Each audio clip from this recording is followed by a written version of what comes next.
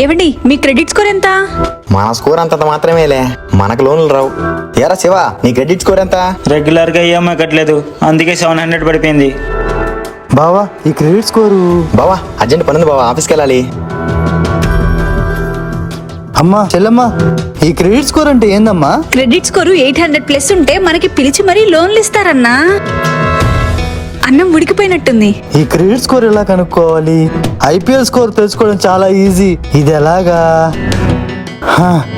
How to check credit score. అబ్బా super.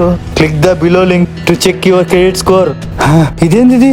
Automatic Aadhaar card, PAN card దానికి అదే submit అయిపోయినాయి.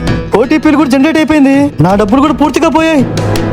అమ్మా చెల్లమ్మ, చెప్పన్నా. సివిల్ స్కోర్ చెక్ చేద్దామని వాట్సాప్ లో లింక్ వస్తే క్లిక్ చేసా. డబ్బులు ఎత్తేసారా? అవునమ్మా.